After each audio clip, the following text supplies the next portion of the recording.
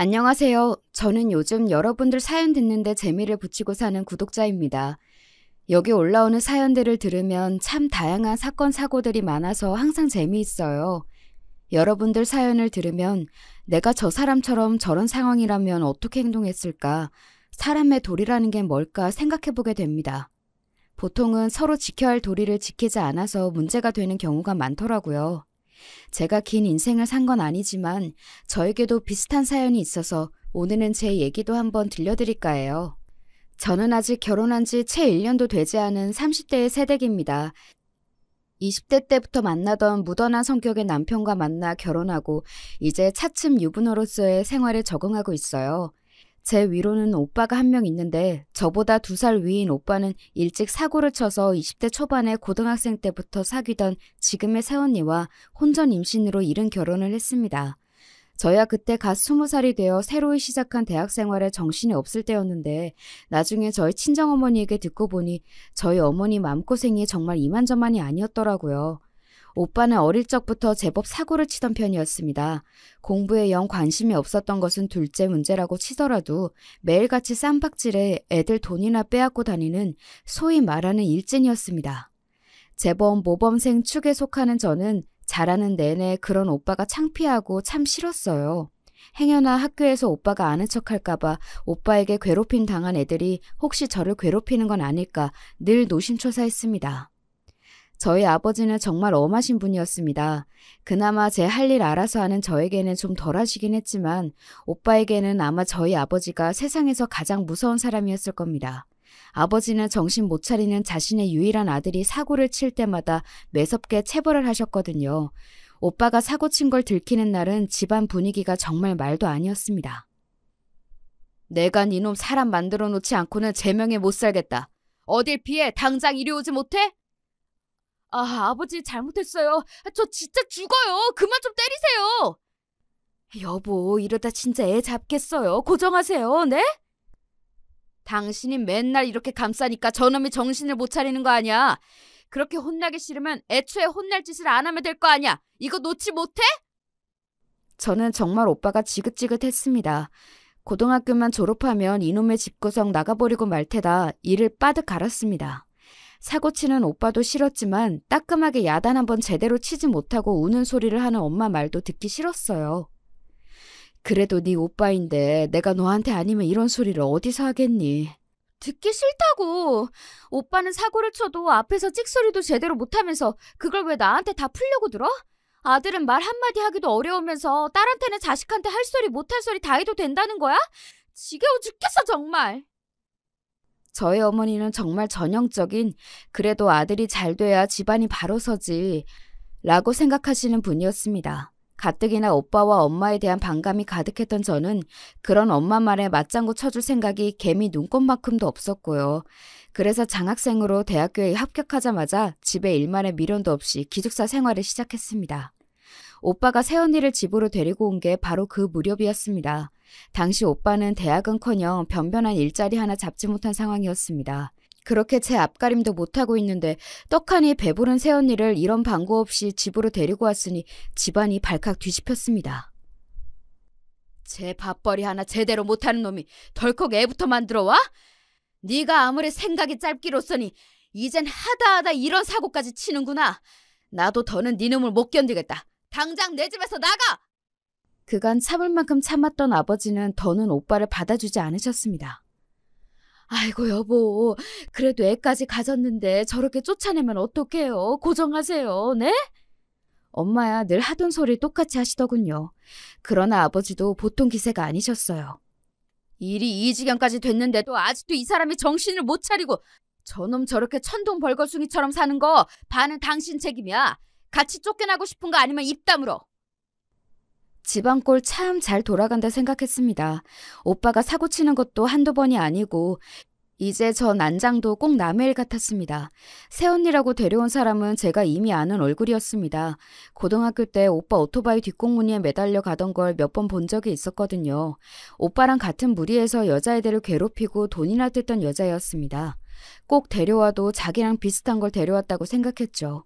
이번에 기숙사 돌아가면 한동안 집으로는 얼씬도 하지 말아야겠다고 생각하고 집을 나서려는데 엄마가 다급히 저를 뒤쫓아 오셨어요. 왜요? 예, 네 오빠는 남자니까 그래도 어디 가서 잠이라도 얻어 자겠지만 쟤는 배까지 부르는데 어쩌겠니? 네가 잠깐 데리고 있으면 안 되겠어? 엄마, 지금 무슨 소리를 하는 거야? 내가 자취를 하는 것도 아니고 나 지금 기숙사 들어가는 길이야. 설마 지금 나보고 대학교 기숙사에 배부른 사람을 데리고 들어가라는 소리 하는 거 아니지? 단 며칠인데 그렇게 야박하게 굴 거 없잖아. 곧 식구 될 텐데 그러지 말고. 응? 엄마 진짜 미쳤어? 엄마한테는 아들만 자식이고 딸은 자식도 아니야? 이제 나한테는 부끄러운 것도 없어? 식구 같은 소리 하지 마. 엄만 엄마 딸도 자식으로 대접 안 해줘 놓고 나 혼자 아득바득 공부하느라 그 고생을 하는데도 칭찬 한번 제대로 해준 적 없으면서 사고치는 오빠한테만 이것저것 다 해주고 나 참고서 하나 살 때도 손 벌벌 떨게 만들어 놓고서는 오빠 사고친 것도 돈도 다 해준 거 내가 모를 줄 알았어? 엄마는 아빠한테 저렇게 무시당해도 할 말 없어. 꼴도 보기 싫으니까 나한테 연락하지 마. 기어이 말 같지도 않은 소리를 하는 엄마를 보자 그간의 서름이 그만 폭발해버렸습니다. 정말인지 이 집안과 연을 끊고 싶을 지경이었어요. 똑같이 제 배 아파 나왔을 텐데 왜 나는 이렇게 열심히 살아도 저 인간 말종보다도 사랑받을 수 없는 걸까 서러움이 왈칵 눈물이 났습니다. 화가 단단히 났던 저는 그 학기 내내 집에 돌아가지 않았습니다. 그러니 집안 돌아가는 사정을 알 길이 없었죠. 사실 딱히 알고 싶은 마음도 없었습니다. 방학 때 아버지 호출에 잠깐 집에 들렀더니 오빠는 집에 없었습니다. 어쩌기로 했대요? 엄마 쪽으로는 눈길도 주지 않고 아버지에게 물었습니다. 뭐 어쩌기는 저들 알아서 살 일이지. 그간 부모 등골을 그만치 빼먹었으면 우리 할도리는 다 했다. 너도 괜히 연락 받아주지 마라. 그놈 그거 쉽게 정신 차릴 놈이 아니니 괜히 어린 너한테까지 손 벌리려고 들지도 몰라. 애 있다고 안쓰러워서 한두 번 도와주다 보면 나중에 안 도와준다고 앙심 품을 놈이야 그놈이. 애초에 싹을 잘라야 한다. 뭐 제가 도와주려야 그럴 돈이나 있나요? 뭐 걱정 마세요. 저희끼리 대화를 주고받는 내내 엄마는 침울한 기색으로 말 한마디 꺼내지 않았습니다. 저도 불어 말을 붙이지 않았고요. 집에서 자고 가고 싶은 마음이 영 들지 않아 곧장 돌아가려는데 엄마가 저를 붙잡으셨습니다. 저번처럼 속 뒤집는 소리 할 거면 그냥 가게 두세요. 아니, 그런 게 아니라 너도 오빠 어쩌고 있는지 궁금한 것 같아서. 너희 오빠 요새 일 나가 방도 하나 구해서 며느라기랑 같이 살고 있고.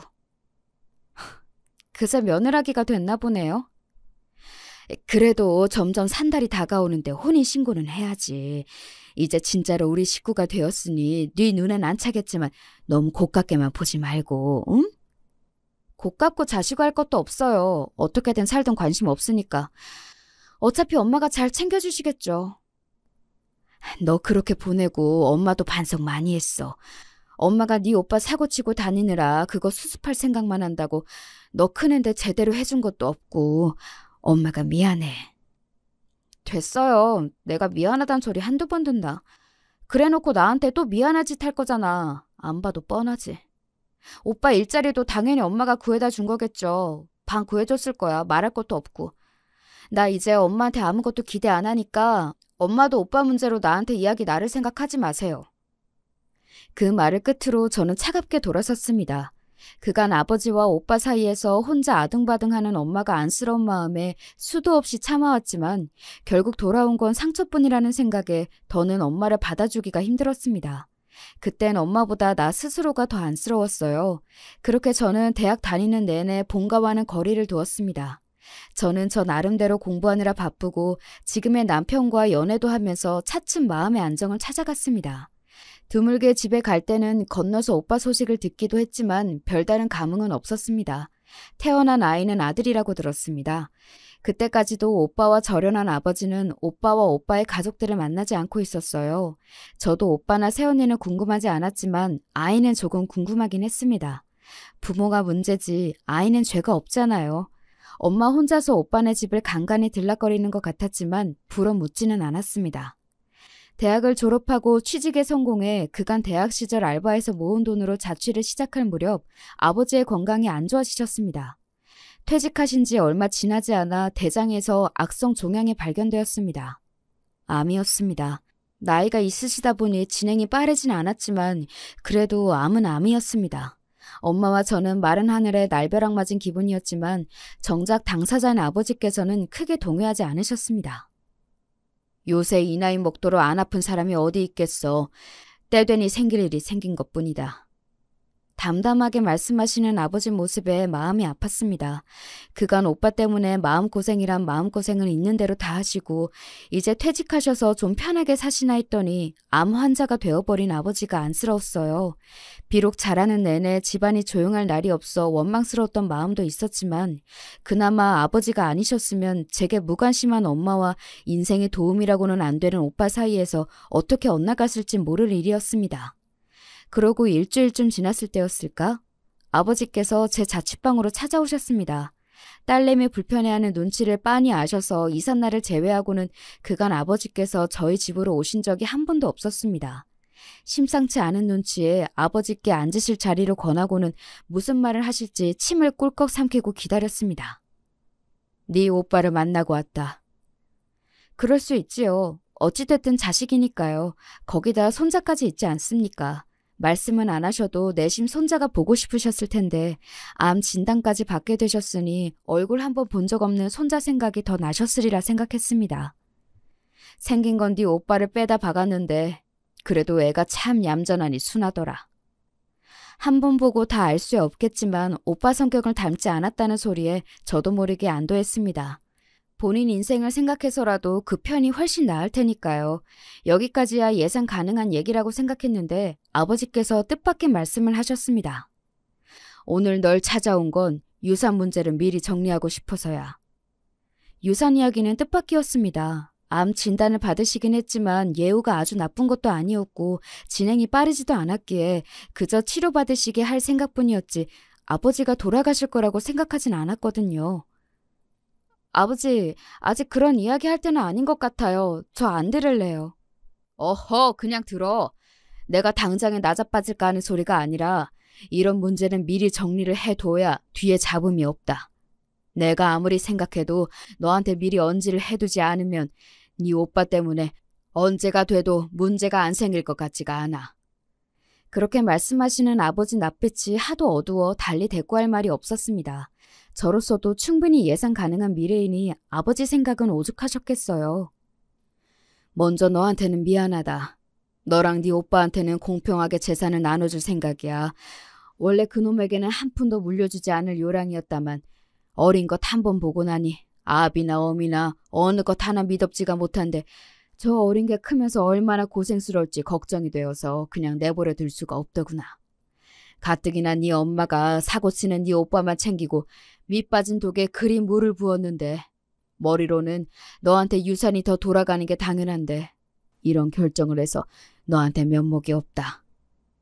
정작 차별하며 키운 엄마한테도 듣지 못한 소리를 해주시는 아버지 덕에 서운한 감정이 조금은 녹아내리는 것 같았습니다. 아버지 재산 아버지 뜻대로 하시는데 왜 저한테 미안하세요? 그러지 마세요. 아버지 지금 말씀 꺼내시기 전까지는 유산은 생각도 못 해봤는걸요. 게다가 오빠 쪽에 식구가 많으니 더 물려주셔도 달리 할 말이 없었는데 그렇게 말씀해 주셔서 감사해요.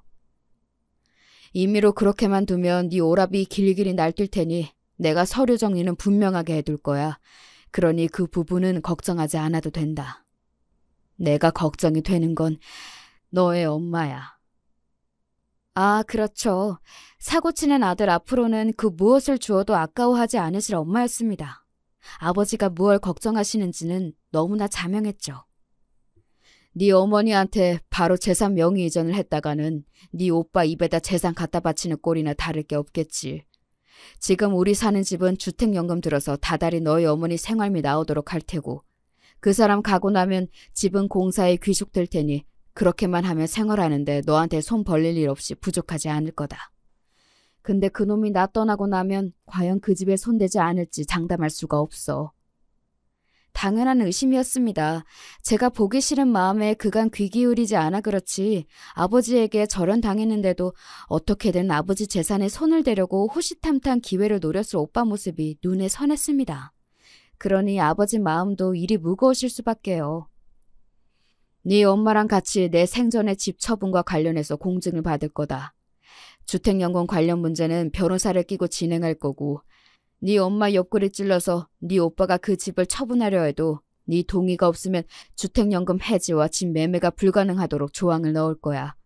혹여 처분하더라도 처분한 돈 그놈 혼자 홀랑 먹지 못하도록 비율 배운도 미리 기재해 둘 거고 그렇게 하면 그놈도 섣불리 제 엄마 집까지 탐내지는 못하겠지. 그런데 그렇게 하면 그놈이 집 못 팔게 한다고 너를 들볶을게 선한데 그건 내가 떠나면 막아줄 수 있는 게 아니니 그게 벌써부터 걱정이구나. 오늘 아버지가 정말 하고 싶으셨던 말씀은 바로 이거였겠죠. 제가 이미 엄마에게 오만 정이 떨어진 걸 알고 있으셨겠지만 저 말고 엄마를 부탁할 데가 없으셨을 테니까요. 저도 엄마에게 마음의 응어리는 남아있었으나 그렇다고 오빠한테 집도 절도 빼앗기고 엄마가 길거리에 나앉길 바라는 마음은 추호도 없었기에 아버지의 결정을 이해했습니다. 알겠어요. 그렇게 할게요. 제가 그 집은 꼭 지킬 테니 아버지도 엄마 걱정은 마세요. 제게 확답을 받고서야 아버지의 안색이 좀 나아지셨습니다. 간만에 오신 아버지께 맛있는 음식을 대접하며 정말 그런 일이 생기면 어떻게 대처해야 하나 좀 가슴이 답답해지는 듯도 했습니다. 아버지가 조카를 한번 보셔서 그런지 몇 년 만에 오빠에게서 연락이 왔습니다. 너 취직했다며? 그동안 잘 지냈냐? 조카 어떻게 생겼는지 궁금하지도 않았어? 연락 안 하긴 오빠도 피차 일반이었으니 말 얹지 말고. 무슨 일이야? 애가 고모를 보고 싶어 해. 고모가 있다는 얘기는 해줬는데 한 번도 본 적이 없으니 궁금했나 봐.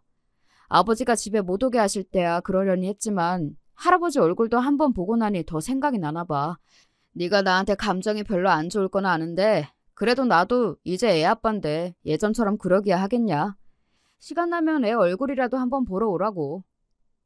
솔직히 오빠가 다시 보고 싶은 건 아니었지만 그래도 핏줄이 당기는 건지 어린 조카가 고모를 보고 싶어 한다는 말에는 흔들리더군요. 거기다 벌써 태어난 지 수년이 되었는데 만난 적이 없어 고모 소리가 어색하다는 생각에 그간 아이에게 너무 무심했나 하는 생각도 들었습니다. 그렇게 오빠의 제안을 수락하고 처음 만나는 조카에게 줄 선물을 고르다 보니 저도 괜히 마음이 들떴습니다. 그렇게 오빠의 집에 처음으로 방문하게 되었죠. 야, 너 오랜만이다. 이제 제법 직장이 퇴근하네. 아가씨 어서 오세요. 우리 수민이가 아가씨 엄청 보고 싶어 했어요. 마치 어제 만난 사람인 양 저를 반기는 오빠와 새언니가 좀 어색했으나 저도 분위기에 맞춰 인사를 하고는 집으로 들어섰습니다. 집이 크진 않지만 제법 관리가 잘 되어 있는 것 같았습니다. 집을 한 바퀴 휘 눈으로 둘러보고 있는데 저쪽 구석에 조그마한 아이 하나가 서 있었습니다. 제 시선을 느꼈는지 주춤한 아이는 낯을 가리는 모양이었습니다. 수민아, 수민이 보고 싶어 했던 고모야. 이리 와서 인사해. 수민이가 고모 데려오라며. 고모 왔네. 제 엄마 아빠가 어르는 소리에도 당황스러워 보이는 아이에게 제가 먼저 조심스럽게 다가갔습니다. 수민아 안녕? 고모야. 고모 궁금해했다고 들었는데 얼굴 좀 보여줄 수 있을까? 작은 목소리로 속삭이듯 아이에게 말을 걸자 그제야 아이가 슬쩍 제 얼굴을 바라보았습니다. 아버지 말대로 아이는 오빠 어릴 적 얼굴과 많이 닮아 있었지만 눈매만은 순한 것이 오빠와는 달랐습니다. 얌전하고 수줍음이 많은 아이답게 조심스럽고 조용하게 다가가는 것이 덜 부담스러울 것 같았습니다. 고모라고는 하지만 아이 입장에서는 처음 보는 어른이잖아요. 다행히도 그런 제 생각이 틀리지 않았는지 아이의 눈에 호기심이 비치기 시작했습니다. 고모도 수민이가 너무 보고 싶었어. 우리 악수할까? 대답은 하지 않지만 수줍게 제가 내민 손을 맞잡은 자그마한 손가락이 따뜻했어요. 참 이래서 핏줄이 무서운 건지 제 아빠랑 그렇게 사이가 안 좋은데도 조카는 예뻐 보이더군요. 낯은 가려도 제가 싫지는 않았는지 이내 제 무릎에 살포시 앉은 수민이는 제가 그날 집에 돌아갈 때까지 얌전히 제 무릎 위를 지키고 앉았습니다. 고모, 다음에 또 와요? 아이고 예뻐라고 하루 새에 저는 그만 수민이에게 마음을 홀딱 빼앗겨 버렸습니다. 기어코 제 아들과 절연하리라는 아버지의 강철 같은 다짐을 꺾은 아이이니 오죽하게나 싶었으나 아이는 정말 예쁘고 사랑스러웠습니다. 무엇보다 성격이 제 아버지를 닮지 않았다는 게 더 마음에 든 게 아니었나 싶기도 합니다. 한번 물꼬를 트고 나니 서로 간의 교류는 잦아졌습니다. 저도 그간 엄마와 소원해진 탓에 본가에 잘 방문하지 않았는데 아무래도 사이에 수민이가 끼다 보니 저도 가끔씩 본가에 들르게 되더라고요. 특히 아버지가 수민이를 보면 기뻐하셔서 그 모습도 보기가 좋았습니다. 항암 치료를 받으면서 힘드실 아버지께 수민이가 위안이 되어주어 고마웠습니다. 그렇게 집에 드나들다 보니 자연히 엄마와도 마주치는 일이 잦아지게 되었죠. 엄마는 간만에 보는 제 눈치를 보면서도 오랜만에 집에 딸이 와 있다는 게 기쁘신 것 같아 보였습니다. 예, 이것도 좀 먹어봐. 너 이거 좋아하잖아. 알아서 먹을게요. 잘 먹고 있어요. 정작 잘할 때는 오빠 좋아하는 반찬 위주였던 식탁에 제 입맛에 맞는 음식들이 올라왔습니다. 엄마 딴에도 저와 잘 풀어보려고 노력하시는 게 느껴졌어요. 저는 예전처럼 엄마의 감정 쓰레기통 노릇을 다시 할 생각은 추호도 없었지만 그저 이 정도 거리라면 나쁘지 않겠다는 생각을 했던 것 같습니다. 조금 이상했던 건 오빠와 올케가 저를 대하는 태도가 좀 미심쩍었다는 겁니다. 처음에는 오랜만에 다시 만난 동생이고 또 오빠 말 맞다나 저도 이제 부모가 되었으니 그래도 좀 정신을 차린 것이 아닐까 했지만 그러기에도 둘의 태도에는 뭔가 석연치 않은 구석이 있었습니다. 아버지와 대화 중에 지나는 말로 제가 그런 말을 하자 아버지께서 한 말씀 하셨습니다. 아마 내가 한 말 때문일 거다. 무슨 말이요? 오빠랑 언니한테 따로 무슨 말씀 하셨어요? 내가 믿는 자식은 너 하나뿐이라고. 집안일이든 재산 문제든 나는 모든 문제는 너랑 상의하고 결정한다고 그랬다. 이 집에서 어른 노릇하는 건 너니까 니들도 깍듯이 대하라고 아주 엄포를 놓았지. 그런 소리를 다 하셨어요? 답지 않게 밑밥까지 깔아두셨다는 말씀에 아버지의 근심이 얼마나 큰지 새삼 실감이 났습니다. 나 가고 나면 재산 한몫 챙길 생각에 만만일 텐데 뭐라도 콩고물이라도 떨어지려면 너한테 밑보이면 안 되겠다 싶었겠지. 내가 허투루 말하는 사람도 아니고 미리 재산 정리 다 맞춰놓은 것 너한테만 이야기했으니 미리 잘 해둬야지 싶겠지. 그제야 그 둘이 저를 대하는 태도가 이해가 갔습니다. 단순히 저한테 잘해주는 게 아니라 제 눈치를 살살 보는 게 저도 느껴졌거든요. 그래도 수민이 낳고는 정신 좀 차린 것 같던데 설마 전처럼 굴지 않겠죠. 저들도 부모인데 애보기 부끄러워서라도 그러겠어요? 모르는 소리 마라. 사람 그렇게 쉽게 바뀌는 거 아니다. 내 자식이지만 저놈이야 일찍부터 싹이 글렀고 애 엄마도 내 앞에서나 눈치 보는 신용하며 싹싹하게 굴지. 네 엄마는 벌써부터 아주 바보로 본다. 내 앞에서는 자제하기는 하는데 가끔 애한테 버럭하는 걸 보면 집에서는 또 얼마나 애한테 드자비를 할지도 걱정스럽고. 엄마를 바보로 본다는 말이 걸리긴 했지만 그동안 오빠에게 해오던 걸 올케에게도 별다를 것 없이 했다면 엄마가 호구를 잡힐 만도 하다는 짐작은 갔습니다. 그보다는 애한테 버럭한다는 게 마음이 쓰였습니다. 큰소리 한 번 안 내는 순한 아이인데 뭐 그렇게 버럭할 일이 있을까 싶기도 했지만 그 두 내외의 성질머리를 아는 제 입장으로는 설마 그 성질머리를 제 자식에게 그대로 부리고 있을까 봐 걱정스러웠어요. 아니겠지. 설마 제 자식한테까지 그러겠어? 생각하면서도 학교 당할 때 개차반 오빠에게 당할 만큼 당해본 제 입장에서는 걱정이 되지 않을 수가 없었죠. 혹시 애한테 함부로 하는 것 같아요?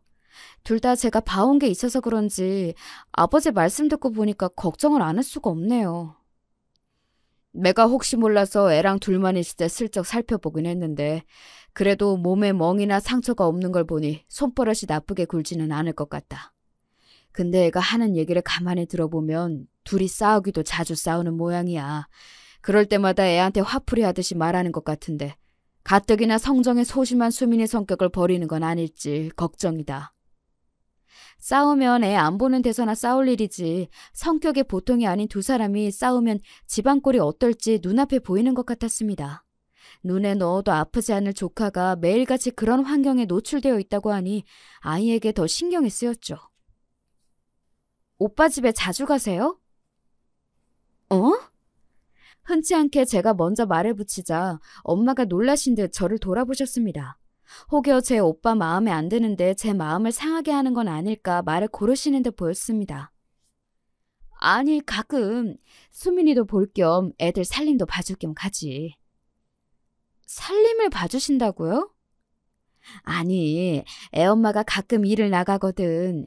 어릴 때 시집와 그런가 아직 살림에 손이 익지 않은 데가 있는 것 같아서. 아니, 내가 그렇다고 다 해주는 건 아니고 눈에 보이는 것만 수민이 보면서 살짝씩. 더 듣고 싶지 않아서 거두절미하고 수민이 이야기로 넘어갔습니다. 수민이 보는 앞에서 오빠랑 올케가 많이 싸워요? 그러자 엄마 표정이 대번에 어두워졌습니다. 그러면 그렇지 싶었죠. 사람 참 쉽게 바뀌질 않아요. 그래도 제 자식 앞인데 어쩜 그렇게 둘 다 생각이 없나 한숨이 나왔습니다. 얘가 다 듣는데도 그러고 있어요? 그걸 안 하는 거면 엄마 앞에서도 자주 그런다는 거네? 애엄마랑 아빠 둘 다 성격이 불같으니 아무래도 그럴 때가 잦긴 하지. 저는 한숨을 푹 내쉬고 말했습니다. 요즘도 오빠 뒤치다거리 다 해줘요?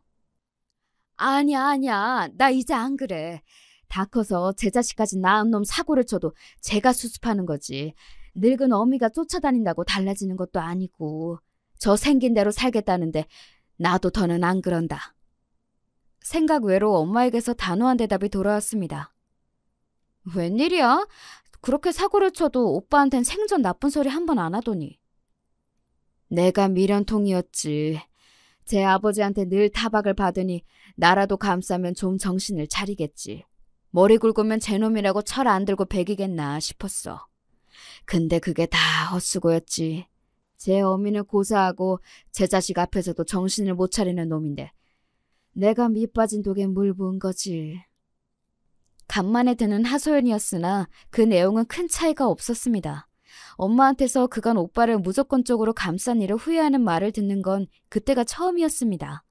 눈에 넣어도 아프지 않을 귀한 손자 앞에서 소리를 질러대며 싸우는 아들 내외를 보며 엄마도 깨달은 바가 있으신 듯 했습니다. 그간 제가 그리 호소를 해도 속이에 경을 끼더니 그래도 손자가 다르긴 다른 모양이었습니다. 그걸 알았는데도 그 집에 가서 살림을 살아줘요? 걔들 이뻐서 해주는 거 아니야. 수민이 환경 나빠질까 더 그런 거지. 다급하게 해명하는 엄마를 보면서 어쩔 수 없이 측은지심을 느끼는 제 모습을 보며 나도 참 답이 없다 싶었습니다. 그럼 괜히 그 집 가서 고생하지 말고 수민이 봐줄 일이 있으면 집으로 데려와요. 엄마 일 있으면 나한테 데려오고 며칠 봐주는 정도 해줄 수 있으니까. 전혀 생각지도 못했다는 말을 들었다는 듯 엄마가 제 뜻밖의 말에 놀라신 것 같았습니다.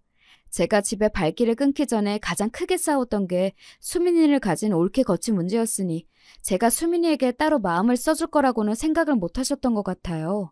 하지만 수민이도 제게는 귀한 조카였습니다. 고맙다. 몇 번 보지도 않은 조카한테 이리 마음을 써주고 나도 그렇고 항상 가족들한테 마음 써주는 거 너였는데 내가 눈이 멀어 그걸 몰랐어. 미안하다. 미안해. 제게 고맙고 미안하다며 울먹이시는 엄마 모습을 보며 안쓰러운 마음과 아직 채 가시지 않은 원망스러운 마음이 동시에 올라왔습니다. 그걸 진작 아셨다면 가족이 이 꼴이 되지도 않았을 텐데 하는 마음이 들었지만 돌보아야 할 아이가 있는 이상 이런 제 응어리는 다음 문제였습니다. 나 허투루 하는 말 아니야. 나도 수민이 고모예요.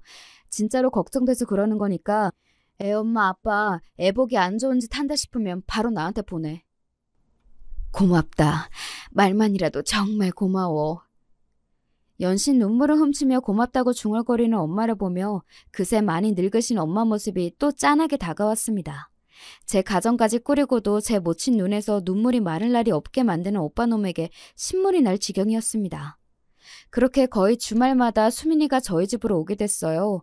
부부가 주말에 뭐가 그리 바쁜 건지 애 맡아줄 사람이 있다니 애랑 같이 있어줄 생각은 않고 신나게 맡기러 오더군요. 애들 부모 행실엔 속에서 욕이 나왔지만 수민이는 예뻤기에 내색은 하지 않았습니다. 지금은 남편이 된 당시 제 남자친구와도 제대로 데이트할 시간은 주말뿐이라 좀 미안하긴 했지만 사정을 이해해준 남편도 자주 저희 집에 수민이를 보러 온 덕에 제법 가까워졌습니다. 수민이는 처음 만났을 때는 말수가 극도로 적었지만 어느새 저에게도 익숙해졌는지 작은 목소리로 조잘조잘 이야기하는 것을 좋아했습니다. 저는 아이가 제 앞에서도 밝아졌다고 생각해서 기뻤습니다.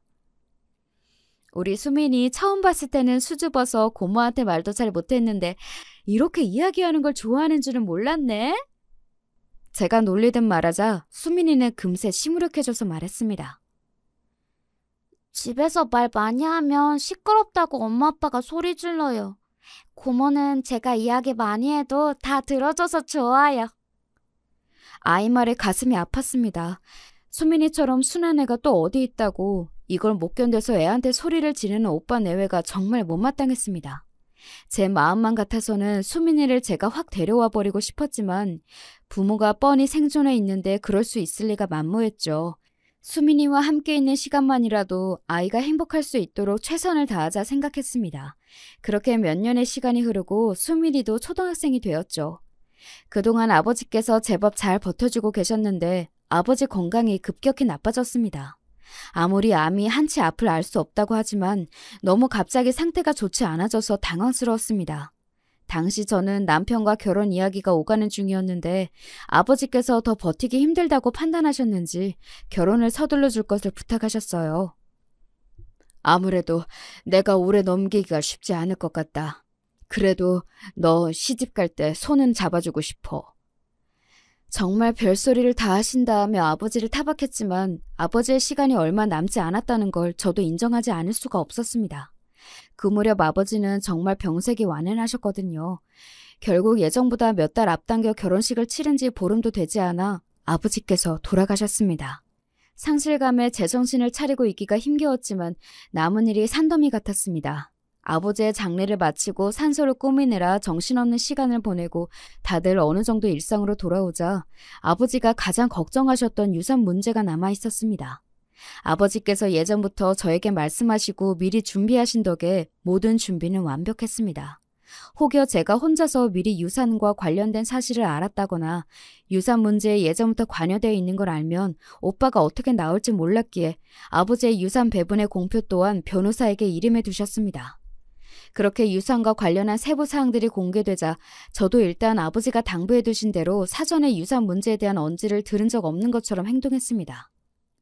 어머니를 우리가 모시면 이 집 문제도 유산으로 해결해야 하지 않나? 오빠가 시커먼 속을 채 숨기지도 못하고 드러내자 집과 관련해 미리 결정되었던 주택연금 문제와 처분에 관련된 사항 또한 공개되었습니다. 아버지의 선견 지명이 빛나는 순간이었습니다. 아버지 떠나신 지 얼마나 됐다고 공평하게 유산을 받은 만큼 받았음에도 어머니 사실 집까지 탐내는 모습에 속으로 혀를 찼습니다. 어머니, 아버님도 이제 집에 안 계시면 적적하실 텐데 저희가 모시는 건 어때요? 혼자 계시기엔 이 집 너무 넓잖아요. 은근슬쩍 이 집에 비비고 앉아보려는 올케에게 어머니가 단호히 말씀하셨습니다. 나는 니들이랑 같이 사는 게 더 불편하다. 평생 내가 내 남편이랑 같이 산 집인데 나는 여기서 그냥 혼자 살란다. 늘 아들 며느리에게는 한 발 양보하시던 엄마였기에 오빠 내외는 당연하고 저도 조금 놀랐습니다. 엄마가 저리 단호하게 말씀하시는 건 평생 본 적이 없었어요. 그렇게 오빠 내외는 더 말을 꺼내보지도 못하고 자리를 떴습니다. 엄마와 저희 부부만 남자 엄마가 말씀하셨습니다. 그 사람 떠나기 전에 너희 아버지가 아주 신신당부를 하더라.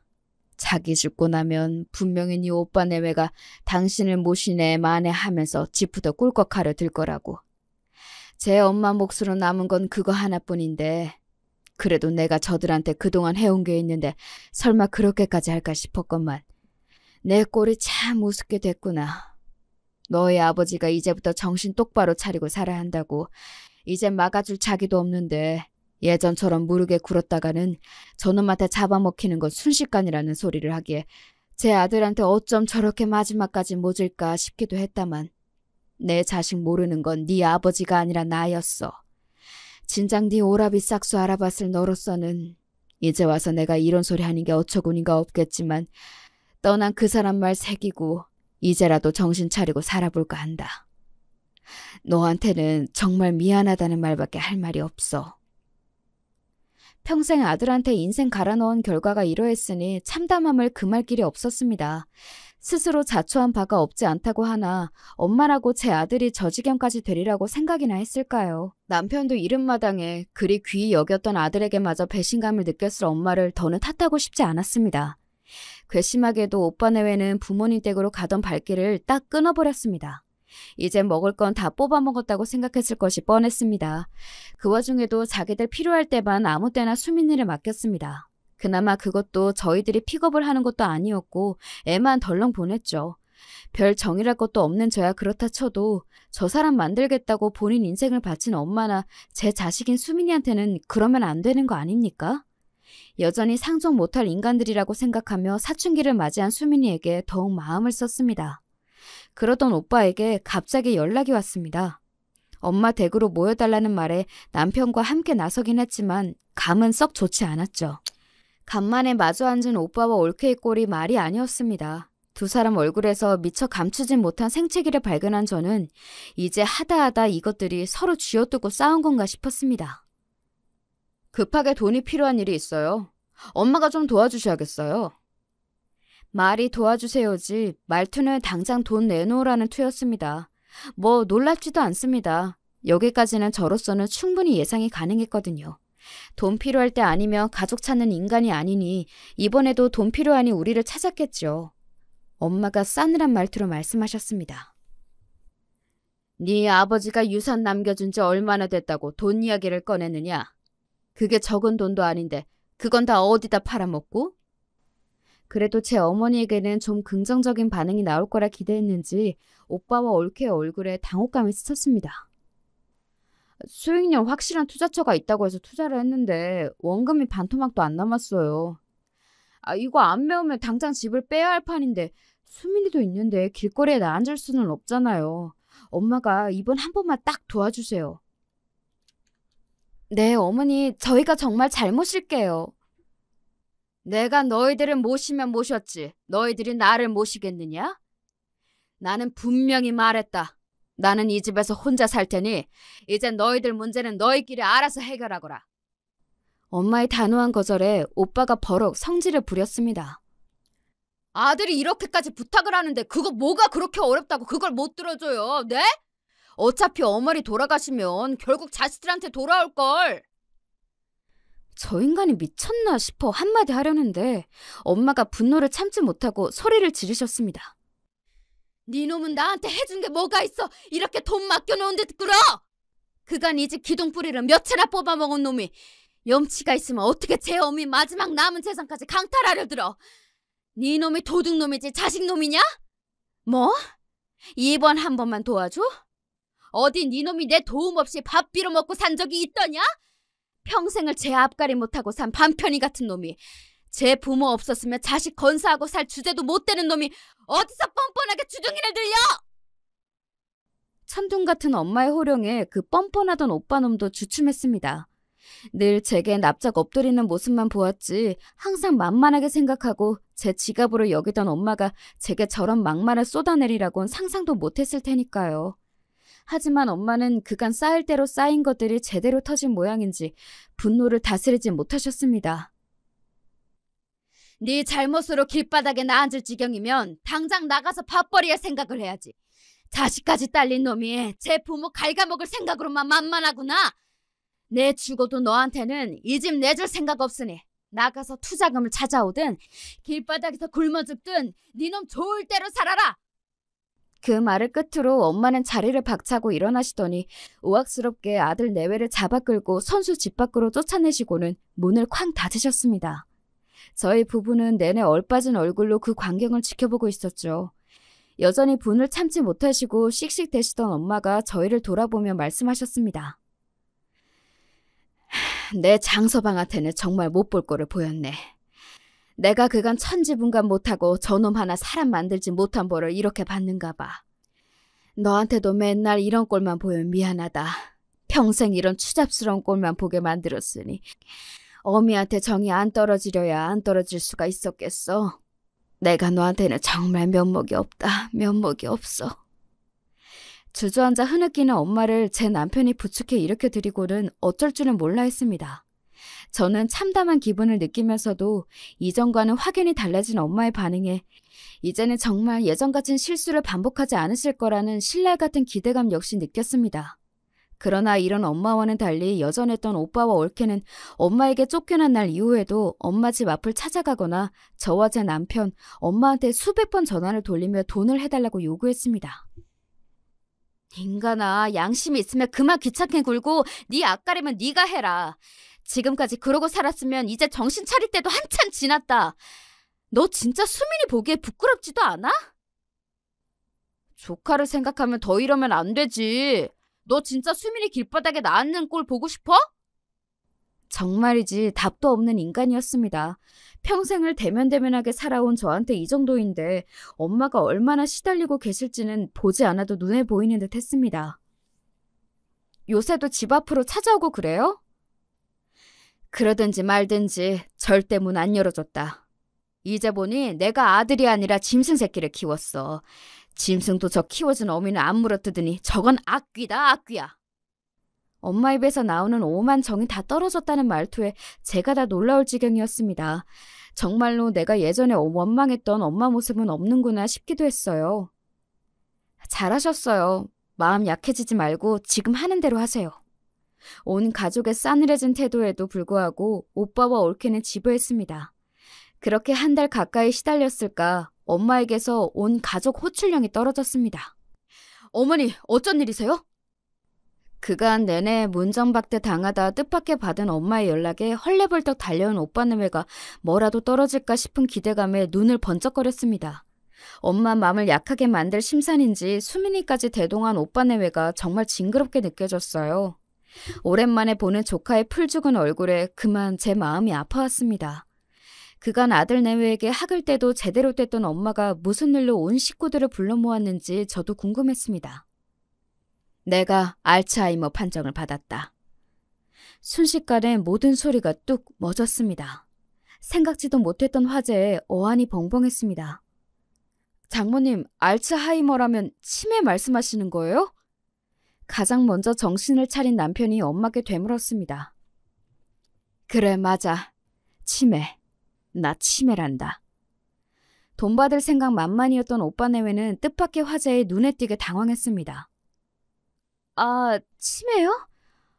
치매시라고... 엄마, 이게 무슨 소리예요? 검사는 또 언제 받았어? 니들 아버지 돌아가시 전부터 조짐은 있었어. 최근에 내가 원체 스트레스 받을 일이 많았다 보니 증상이 심해져 저번 주에 검사를 받았는데 어제 결과가 나왔다. 스트레스 받을 일이라며 오빠 내외를 빤히 쳐다보는 엄마의 눈길을 내배가 잽싸게 피하더군요. 그러든지 말든지 제겐 엄마의 치매 소식이 더 충격이었습니다. 그럼 앞으로 어떻게 해야 한대요? 치료하면 된대? 그것 때문에 너희를 불렀다. 이제 치매면 앞으로 그리 오래 살지도 못하겠지. 니들 내 집 그렇게 탐내더니 잘 됐구나. 전부터 말했지만 나는 이 집에서 죽을 생각이다. 앞으로 나랑 이 집에서 같이 살면서 나 갈 때까지 수발 들어주는 사람에게 나중에 이 집 몫을 더 떼어주마. 그렇게 돈 좋아하는 너희들이니 불만은 없겠지? 갑작스러운 제안에 다들 앉은 자리에서 그대로 얼어붙어 버렸습니다. 그때 올케가 정적을 깨고 외쳤습니다. 아가씨가 모셔요. 뭐요? 제가 황당해서 되묻자 올케가 소리를 질러댔어요.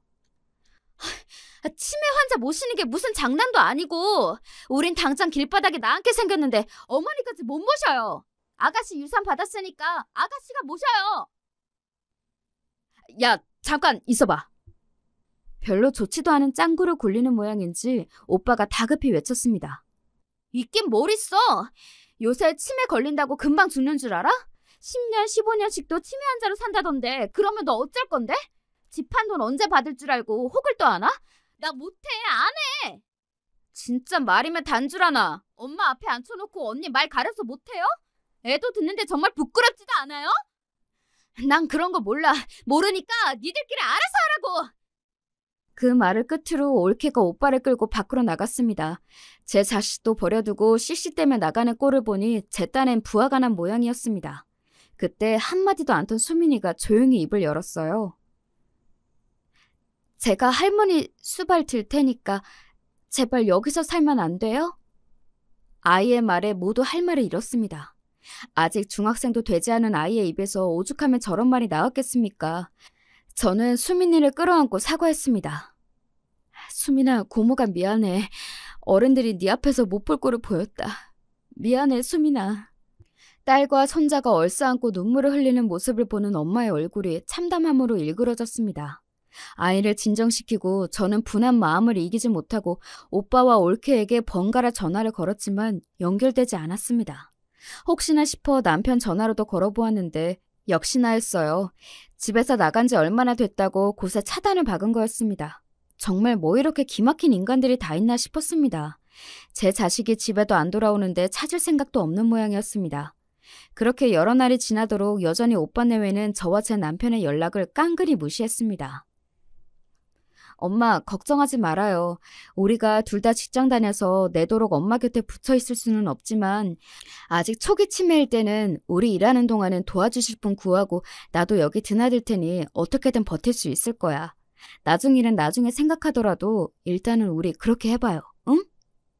엄마 기분을 풀어드리겠다고 하는 말에도 엄마는 별 반응이 없으셨어요. 그렇게 남편과 매일같이 엄마 집에 드나들던 어느 날 뜻밖에도 오빠와 올케를 오랜만에 만날 수 있었습니다. 제가 오시라고 했어요. 제 놀란 기색을 보고 여전히 엄마 집에 머물던 수민이가 말했습니다. 제 자식을 몇 날 며칠을 제 어머니 댁에 버려놓고 차마 안 올 수가 없었던 모양입니다. 저 앞으로 할머니랑 같이 살게요. 엄마 아빠 이제 저 안 찾으셔도 돼요. 아이의 황당한 말에도 두 내외가 눈만 꿈뻑거렸습니다. 그러더니 올케가 하는 말에 그만 기가 턱 막혀버렸어요. 그래, 뭐 너도 클 만큼 컸고 엄마 아빠랑 고생하느니 할머니랑 사는 것도 괜찮겠다. 뭐 이런 여자가 다 했습니까? 어이가 없어 오빠를 돌아보았더니 이놈도 별반 생각이 다르지 않아 보여 더 열이 뻗쳤습니다. 손자가 할머니랑 같이 살 수도 있지. 칠매 할머니랑 같이 살 생각을 다 하고 우리 아들이 효자네. 지금 다들 제정신이야? 애 나이가 몇 살인데 치매 환자를 돌보게 하겠다는 거야? 당신들 아들이에요. 정신 차려요. 상식을 벗어난 오빠 내외의 언동에 제가 다 정신이 이상해지는 기분이었습니다. 그때 엄마가 미친 사람처럼 고래고래 소리를 질러대기 시작했습니다. 이 미친 것들이 기어이 인간이기를 포기했구나. 이제 네 놈은 내 자식이 아니다. 니들 같은 빌어먹을 종자들은 수민이 부모 될 자격도 없다. 애는 내가 키울 테니 니놈들은 죽어도 다시는 내 앞에 나타나지 마. 엄마는 이미 분노로 제정신이 아니셨습니다. 저러다 쓰러지진 않으실까 저는 발을 동동 굴렀습니다. 알츠하이머라는 내 말은 거짓말이다.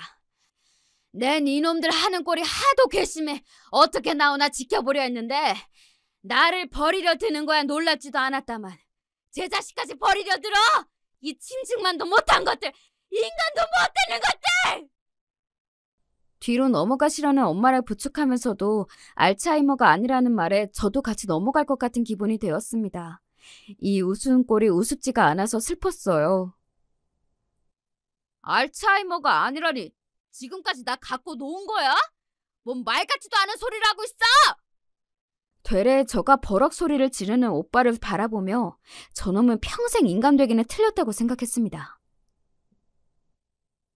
이 꼴을 보고서야 내 니놈한테 정을 떼다니. 내가 등신이다. 내가 등신이야. 앞으로 니놈이 길바닥에서 빌어먹든 얼어 죽든 내 아들은 이미 죽은 셈 칠 테니 니놈과의 부모 자식년은 여기까지인 걸로 하자. 니놈 얼굴 보기도 구역질이 날 것 같으니 내 집에서 썩 나가라. 아니 그럼 집 한도는... 이 와중에 돈 얘기를 주절대는 올케에게 한 대 올려붙이고 싶은 걸 간신히 참고 두 내외를 내쫓았습니다. 상황을 파악하고 두 내외가 뒤늦게 저에게 접촉을 시도했으나 이번에는 저희가 모든 연락을 차단했습니다. 모르는 번호로 이러다 정말 우리가 죽는 꼴을 볼 거냐는 등 별 시덥지 않은 문자가 계속해서 왔지만 모르쇠로 대응했죠. 남은 재산 하나 없이 알거지가 된 데다 생활력도 없으니 정말 길바닥에 나앉을 날이 목전일 겁니다. 돈 나올 구석인 제 모친과 동생에게도 완전히 버림받았으니 이제야 세상의 냉혹함을 온몸으로 부딪히게 되겠지요.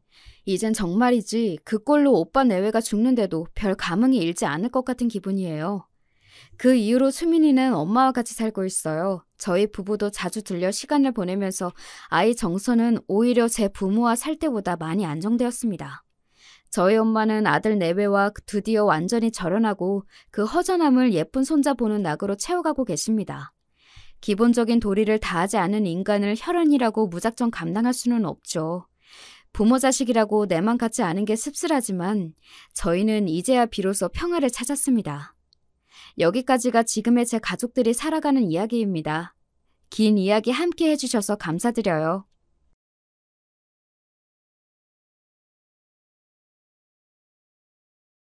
안녕하세요. 저는 경기도에 사는 50대 후반 여성입니다. 저는 현재 남편과 딸 하나를 둔 가정의 아내이자 엄마로 살고 있어요. 작게 알바 같은 일들은 해봤지만 아이를 낳고 나선 가정주부로 지내고 있습니다. 딸아이는 얼마 전에 결혼을 했어요. 저와 남편은 중매 결혼을 했습니다. 집안끼리 결혼할 때가 되어 소개받고 한 결혼이었어요. 그래서 세 번쯤 만났을 때 이미 결혼 얘기가 나왔었습니다. 남편은 그 지역에서 괜찮기로 손에 꼽히는 직장에 다니고 있었고, 저는 영세한 회사의 격리로 일을 하고 있었어요. 어차피 오래 할 수 있는 일도 아니었고, 당시엔 전문직을 가졌거나 공무원 그런 분들이 아니고서야 여자가 결혼을 하고 회사를 다니기 굉장히 힘든 환경이었거든요. 그래서 저도 결혼과 동시에 일을 그만뒀습니다. 물론 놀면 뭐 하나라는 생각으로 생활비를 벌기 위해 이것저것 일을 해본 것은 있지만 거의 아르바이트 수준이었지 제대로 된 직장을 가져본 적은 없어요. 그냥 아이 낳고 살림하며 살았습니다. 남편은 전형적인 보수적이고 가부장적인 남자였어요. 여자는 집에서 살림만 해야 하고 내조 잘해야 하고 이런 생각을 가진 남자 말이죠. 뭐 이 나이대 남자들은 대부분이 그렇겠지만 말입니다. 결혼 생활이 마냥 평탄하거나 행복한 건 당연히 아니었습니다.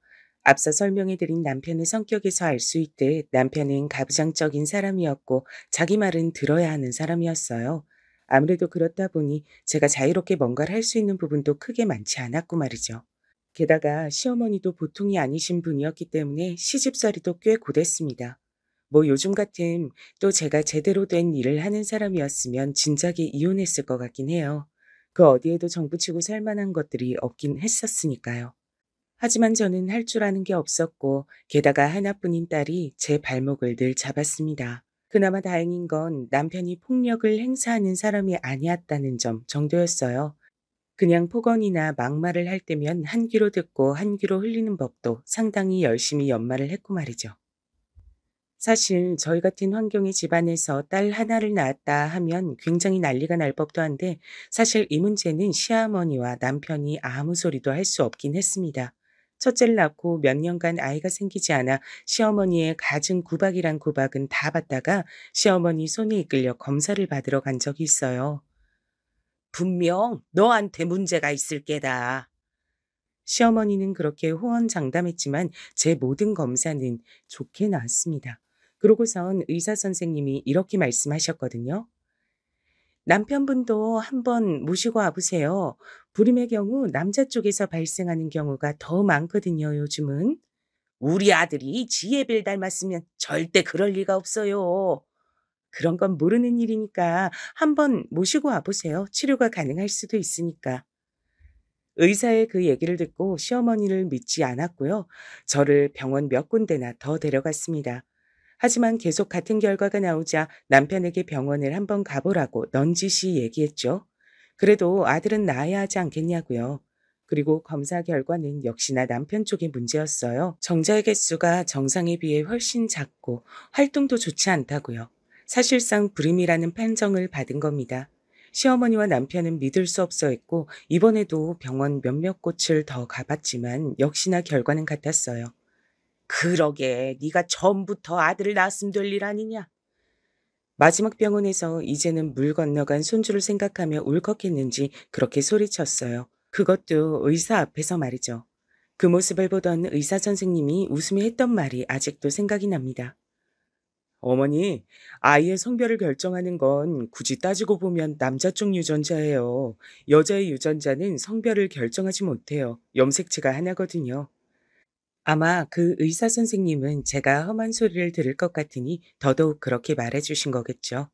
시어머니는 그 의사 선생님의 말에 한참을 입을 비죽이더니 더 이상 아들이나 임신 얘기를 하진 않았어요. 남편도 마찬가지였고요. 뭐 어쩌겠어요? 본인 아들과 본인에게 문제가 있다는데 절 탓하고 있을 순 없잖아요. 그런 환경에서 딸아이가 나고 자랐으니 자신의 아빠와 할머니의 사랑을 많이 받으면서 크진 않았겠죠? 당연하게 말입니다. 그래서 딸아이는 아빠와 할머니를 참 싫어했어요. 그건 지금도 그렇고요. 엄마 호강시켜주겠다고 자기가 성공해서 엄마에게 그 누구도 나쁜 소리 못하게 하겠다며 딸아이는 정말 열심히 공부했어요. 딸이라고 공부는 해서 뭐하냐며 제대로 된 학원 하나 보내주지 않는 아빠에게 원망 섞인 소리 한 번 하지 않고 말이죠. 그 결과 딸아이는 한국에서 제일 좋다는 대학을 장학금을 받고 들어갔습니다. 그리고 자기 아버지와 할머니에게 제일 처음 했던 말이 이거였어요. 저는 아빠랑 할머니한테 제대로 된 지원 하나 받지 않고 그냥 오로지 제 노력만으로 이렇게 좋은 대학 들어온 거니까 어디 가서 제 자랑 하지 마세요. 그 소리를 들은 남편과 시어머니는 딸 보고 괘씸하다고 했지만 뭐 본인들이 늘 입에 달고 살았던 소리가 딸이 좋은 대학 가서 뭐하냐, 학원 보내서 뭐하냐 였기 때문에 딸아이에게 뭐라 더 말을 하진 못했습니다. 그리고 딸아이는 한국에서 제일 좋다는 회사의 연구원으로 취직했고 거기서 사위를 만났어요. 사위도 마찬가지로 많이 배우고 똑똑한 사람이었습니다. 게다가 집도 굉장히 잘 살았어요. 상견례 자리에서 만난 사돈댁이 굉장히 부자에 많이 배운 사람들 같아서 제가 기가 죽었고 남편이 나오면서 구시렁거렸었거든요. 뭐가 그렇게 대단하다고 저렇게 잘난 채들이야? 하고 말이죠. 하지만 남편의 말과는 달리 그분들은 그런 분들이 아니었습니다. 딸아이와 사위의 결혼도 자신들만 좋다면 찬성이라며 집안이 이렇게 차이가 남에도 불구하고 반대 한번 하지 않고 허락했고 또 상견례 자리에서 남편이 조금 무례한 질문과 말들을 했을 때도 허허 실실 웃으시며 대답하셨거든요. 저는 정말 마음에 들었어요. 너라도 좋은 집에 좋은 환경에서 살 수 있어서 얼마나 다행인지 모른다. 엄마는 딸이 엄마 팔자 담는다고 하는 말이 세상에서 제일 싫고 무서웠는데 넌 아닌 것 같아서 정말 너무너무 다행이야. 그런 말 하지 마. 난 다시 태어나도 엄마 딸 할 거야. 그렇게 말해주는 딸아이가 얼마나 고마웠는지 몰라요. 아무튼 딸아이는 정말 좋은 집에 시집을 갔습니다. 그리고 대접받으며 살고 있어요. 아직도 말이죠.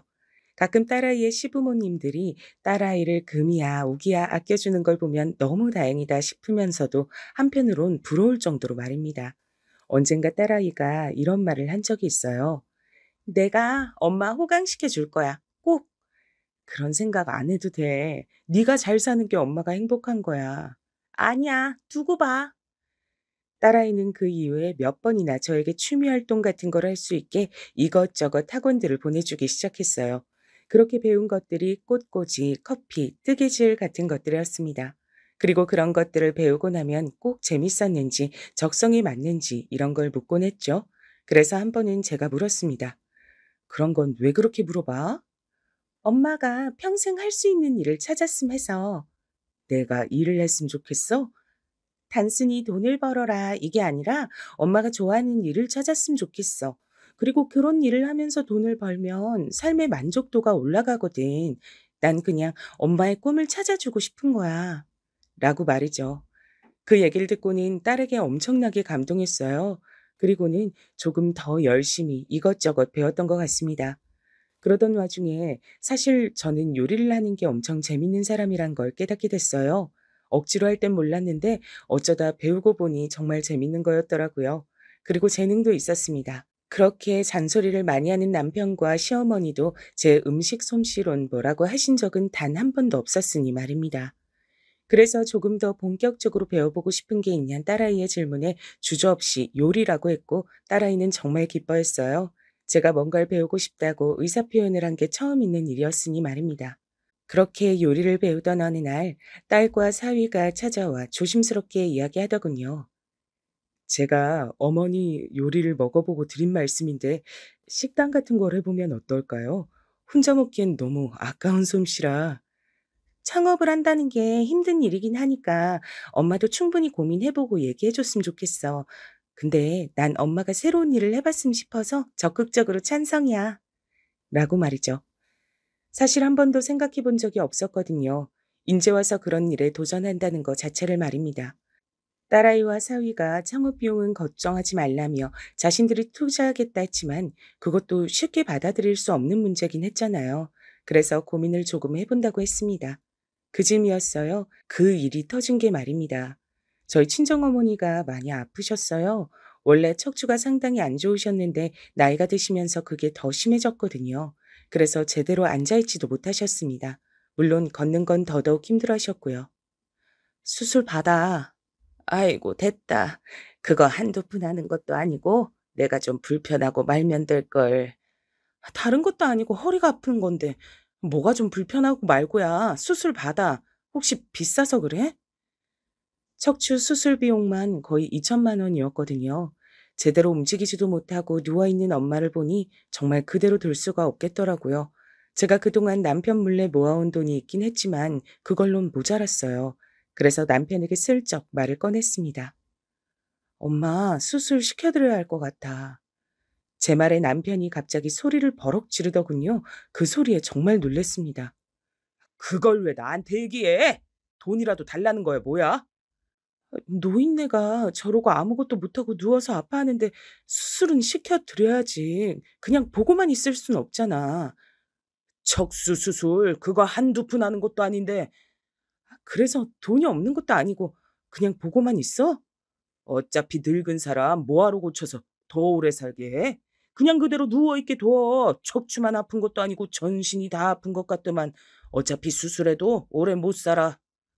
아니, 어떻게 그런 말을 할 수가 있는 거죠? 수술비를 주지 않는 건 않는 건데 저는 남편의 그런 말에 더더욱 상처받았습니다. 정말 우울해질 정도로 말이죠. 그날 저녁에 한참을 울었어요. 내가 몇십 년 동안 저 사람에겐 인간도 아니었구나. 우리 집안은 저 사람에게 정말 버러지만 못한 존재구나 하는 것이 그렇게 와닿을 수가 없었거든요. 어디서 듣고서는 알았는지 딸아이가 보내준 1,000만 원으로 무사히 친정어머니 수술을 시켜드릴 수 있었습니다. 그마저도 남편이 그러더군요. 혹시 당신이 어디서 나 몰래 빼돌린 돈으로 준 거 아니야? 10원짜리 하나까지 본인이 다 체크하는 사람이 내가 그렇게 큰 돈을 꺼내가는 걸 모를 리 있어요? 제가 그렇게 정색하며 말을 하자 본인도 그건 좀 아니다 싶었는지 입을 삐죽이더군요. 아니면 장모님이 그렇게 큰 돈이 어딨어서 수술을 해? 한두 푼 보태준 것도 아니면서 그건 뭘 그렇게 궁금해해요? 당신 돈 가져다 쓴 거 아니니까 신경도 쓰지 마요. 제 그 말에 할 말이 없었는지 그냥 혼자 구시렁대곤 말았습니다. 만약에 딸아이가 준 돈으로 수술시켜 드렸다고 하면 또 한바탕 난리가 났을 겁니다. 그런 노인네 수술할 돈으로 자기 부모한테 효도나 하지 하면서 말이죠. 저는 사실 그 일 이후로 완전히 남편에게서 정을 뗐어요. 사실 그런데도 이혼하지 않고 있었던 이유 중에 하나는 딸아이에게 부담이 될까 했던 것이었습니다. 아무 능력도 없는 제가 집에서 나왔을 때 딸아이가 신경 써야 할 것들이 더 많을 걸로 생각했거든요. 그리고 사돈댁에서도 뭐라고 생각하실지 걱정이 되었고 말이죠.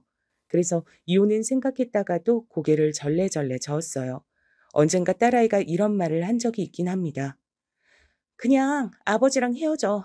예전엔 나 때문에 아버지 없는 자식 만들기 싫어서 그랬다 하더라도 이젠 나도 다 컸고 결혼도 했는데 뭔 상관이야. 그래도 그게 쉽게 되는 게 아니야. 사실 그전엔 남편이 저에게 모질게 굴긴 했어도 그간 살아온 정 같은 게 있긴 했거든요. 그래서 그렇게 말했었던 기억이 있었는데 그 후론 그마저도 다 사라졌어요. 게다가 주변 얘기를 들어보면 젊은 시절 그렇게 며느리를 괴롭혔던 시어머니들도 나이가 들면 한풀 꺾인다고들 하셨거든요. 그런데 저희 시어머니는 정말 대단하신 분이었는지 그럴 기미가 하나도 보이지 않았습니다. 오늘은 내가 꽃게탕이 좀 먹고 싶다. 어머니, 꽃게가 철이 아니어서 구하기도 힘들고 또 구한다 하더라도 살이 없을 텐데 혹시 다른 거 드시고 싶으신 건 없으세요? 시애미가 먹고 싶다 하면 뭐든 도달지 말고 하면 그만이지. 뭐가 이유가 그렇게 많아? 내가 먹고 싶다고! 그렇게 소리를 질렀어요. 아직도 말이죠. 며느리가 곧 환갑이 되어 가는데요. 또 그렇게 억지를 부려서 해다가 주면 뭐 살이 없네, 너는 어디서 이런 개를 구해서 왔네 하면서 불평불만을 했습니다. 정말 말 그대로 억지를 많이 피우셨어요. 저는 그 일 이후 딸과 사위가 제안한 창업에 대해 진지하게 생각했습니다. 이렇게 집안에서 남편 얼굴만 보고 있으면 정말 복창이 뒤집어지는 것 같았거든요. 게다가 곧 은퇴를 하는데 그러면 같이 보낼 시간이 더 길어지는 거잖아요. 생각만 해도 끔찍하더군요. 남편에게 얘기했더니 물론 불같이 화를 내며 안 된다고 했지만 딸아이와 사위가 자금을 대준다고 하니 딱히 반대할 명분도 없는 것 같더라고요. 그냥 전에는 자기 엄마밖에 모른다고 막말하길래 그럼 딸내미한테 좀 잘하길 그랬냐. 아들 아니라고 구박하면서 학교도 학원도 보내는데 한 푼도 안 준다고 입버릇처럼 말한 거 잊었냐. 애는 아직도 그거 기억하고 있다고 하니 쩝 입맛을 다시며 입을 다물더군요. 자기가 생각해도 할 말이 없었을 겁니다. 실제로 그런 이유로 지금도 딸내미 앞에선 말 한마디 제대로 못하니까 말이죠. 원래 뭐라고 한 적이 한 번 있긴 했어요. 제 생일엔 선물이다, 현금이다, 밥이다 거하게 챙기면서 지 아빠 생일엔 계좌로 용돈을 붙이고 전화 한 통 한 게 다였거든요. 너는 네 엄마랑 날 이렇게 대놓고 차별을 하냐? 어? 아버지도 저 딸이라고 하나도 해주는 거 없이 키우셨잖아요. 솔직히 아버지가 저에게 그런 말 할 자격은 없다고 생각하는데요. 먹여주고 입혀줬으니 전 딱 그만큼의 도리만 할 겁니다. 저한테 그 이상을 바라시는 건 너무 염치가 없으세요. 정색하며 우다다 이야기하는 딸아이의 모습에 그 이후로는 절대 그런 말들을 딸아이 앞에선 꺼내지 않습니다. 본인도 부끄러운 줄은 아는 거죠. 그래서 그 창업 문제도 제 앞에서만 뭐라 마음에 안 든다고 얘기했을 뿐 딸 앞에서는 말 한마디 못했어요. 그건 시어머니도 마찬가지였습니다. 시어머니도 언젠가 한번 너는 할머니는 안 보이냐 타박했다가 할머니가 저한테 해준 게 뭐가 있으시냐 아들 아니라고 구박받게 더했냐 지금 저한테 뭔가를 바라시는 건 너무 양심이 없으신 것 같다며 한바탕 난리가 난 적이 있었거든요. 그 이후론 손녀 얘긴 잘 하지 않으셨어요. 가끔 나와도 그 싹퉁 바가지 정도로만 얘기했고 말이죠. 물론 저에겐 네가 하면 뭘 하겠냐는 둥, 너는 그냥 조용히 집에서 살림이나 하라는 둥, 네가 요리 잘한다고 하니 진짜 그런 줄 아느냐는 둥 그런 소리를 해대긴 하셨지만 말입니다. 거의 망하길 바라며 저주하다시피 했지만 그 두 사람의 말과는 반대로 초반부터 장사가 꽤 괜찮게 됐어요. 물론 그마저도 남편과 시어머니는 오픈빨이라는 둥, 원래는 처음엔 장사가 잘 된다는 둥, 여전히 그런 말만 해댔지만 말입니다. 저도 장사에 재미를 붙여가고 있었어요. 손님들이 맛있다고 해주시면 기분이 너무 좋고 한 번 오셨던 분이 다시 오면 정말 눈물이 날 것 같은 기분이 들기도 했습니다. 그냥 그 모든 게 너무 재밌었어요. 그리고 무엇보다 제 손으로 돈을 버는 행위 자체가 참 뭐랄까 뿌듯하더라고요. 남편에게 이제 더 이상 생활비가 어쩌고 하는 싫은 소리 하지 않아도 되고 더 이상 눈치를 보지 않아도 됐고 말이죠. 그전엔 생활비로 10만 원만 더 나가도 살림을 잘하네 못하네 사치를 하네 아니네 하면서 말도 안 되는 소리를 해댔었거든요. 그리고 무엇보다 제가 번 돈으로 눈치 없이 뭔가를 사고 입고 하는 것들 그리고 저희 친정 엄마에게 용돈을 줄 수 있다는 게 정말 눈물이 나게 기뻤습니다. 그런 건 처음 해봤거든요. 제가 일이 바빠지자 남편과 마주치는 시간도 줄어들었고 그건 당연히 시어머니와도 그랬습니다. 그래서 거기에서 받는 스트레스도 많이 줄었어요. 만나는 사람마다 바쁘다더니 얼굴은 더 좋아졌네 하는 말들을 들었습니다. 한창 그렇게 바빠서 정신이 없을 때 시어머니 생신인 날이 있었던 적이 있어요. 이때 있었던 일을 말씀드릴까 합니다. 원래 시어머니 생신 땐 제가 음식을 했는데 이번엔 정신이 없어서 제대로 가진 못했어요. 평소에 해드렸던 것보다 가짓수가 조금 적긴 했습니다. 그래도 그만큼 용돈을 더 챙겨드리면 된다고 생각했죠. 그래서 그날은 가게 휴무이기도 해서 오전 일찍 음식을 해 시댁에 들고 갔습니다. 그런데 시어머니는 보자마자 이렇게 말했어요. 이게 다냐?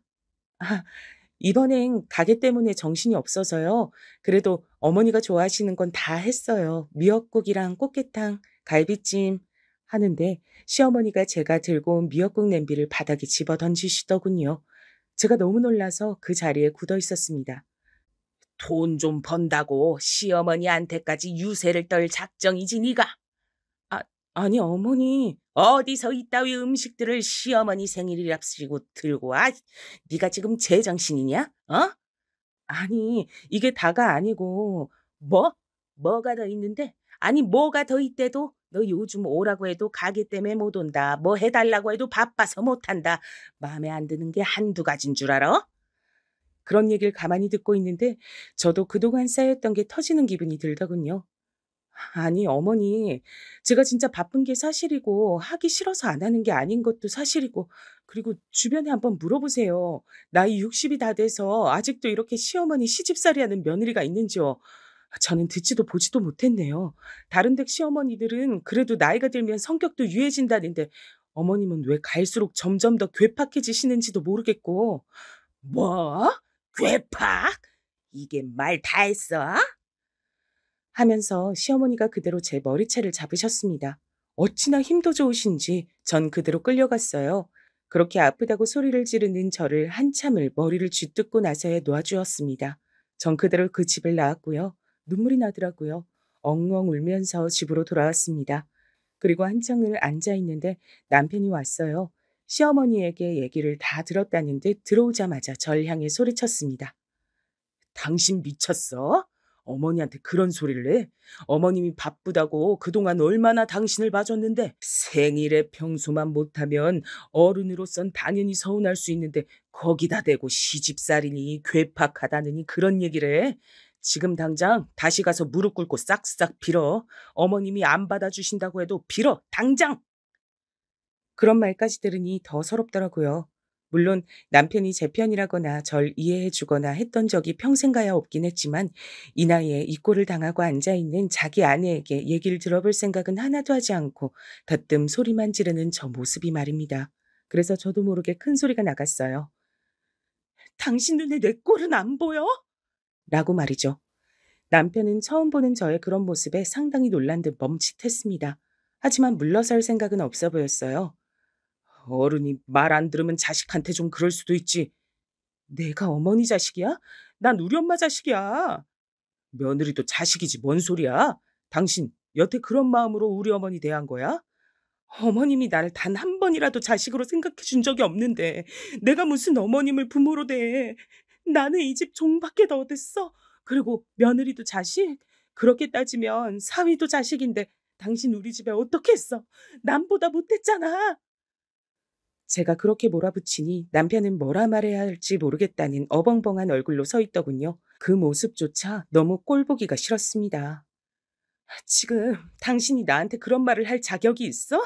난 이제 안 할 거야. 며느리 노릇이고 뭐고 아무것도 안 할 거니까 싫으면 이혼하든가. 그렇게 말하고는 집에서 나와 그대로 친정으로 갔습니다. 그러곤 무슨 일로 왔냐는 친정엄마의 말에 그냥 엄마 보고 싶어서 왔다는 말과 함께 며칠 정도 머물렀어요. 그랬더니 어느 날 남편에게 연락이 와 있더군요. 내가 미안하니까 그만 집으로 들어와. 언제까지 나가 있을 거야. 잘못했다. 사실 그때까지만 하더라도 진짜로 이혼할 마음은 없었어요. 게다가 남편이 그렇게 저에게 사과한 적은 처음이었기 때문에 한 번은 봐주자 하는 마음이 들었던 것도 사실이었고 말이죠. 그랬으면 안 됐는데 전 그렇게 다시 집으로 들어갔습니다. 하지만 그것도 잠시뿐 남편과 시어머니는 하나도 달라지지 않았어요. 특히 시어머니는 그 전보다 훨씬 더 난폭하게 굴었습니다. 얼마나 대단한 일 하는지 한번 보러 왔다. 그렇게 말하면서 가게로 지인들을 다 데리고 와서는 밥을 먹고 갔어요. 물론 계산도 하지 않은 채 말이죠. 자주 그랬습니다. 한두 번이면 저도 뭐 그러려니 할 텐데 손님이 많은 시간마다 그러고 와서 몇 시간씩 자리를 차지하고 있으니 가게 직원들한테도 불만이 나오기 시작했어요. 그래서 가족끼리 모인 날 제가 조심스럽게 얘기했습니다. 바쁜 시간은 피해서 오시거나 아니면 횟수를 좀 줄여달라고 말이죠. 그랬더니 정말 버럭 화를 내시더군요.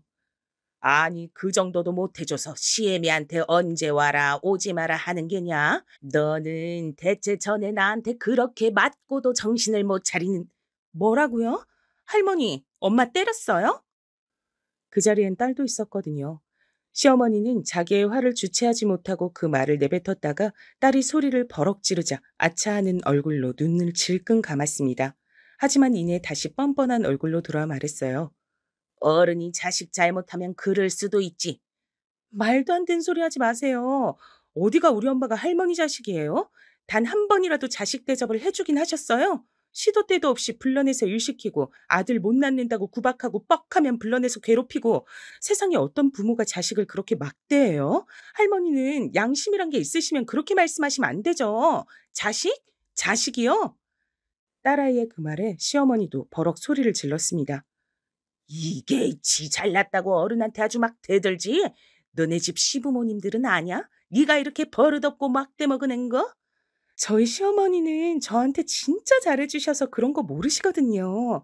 할머니처럼 맨날 불러내서 괴롭히고 일 시키고 그런 걸 하지 않으셔서 앞으로도 모르실 거고요.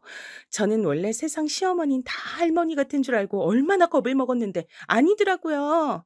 이게 진짜. 시어머니는 그대로 딸아이를 때리려는 듯 손을 들었지만 딸아이는 절대 지지 않았습니다. 엄만 몰라도 저는 절대 안 참아요. 이대로 저 때리시면 전 바로 병원 가서 진단서 끊고 신고합니다. 시어머니는 딸아이의 그 모습에 기가 질린 듯 손을 내려놨습니다. 어디서 저런 게 할머니만 하겠어요. 엄마, 나와, 가자. 그렇게 딸아이의 손에 이끌려 나왔습니다. 딸아이는 저를 데리고 그대로 나왔어요.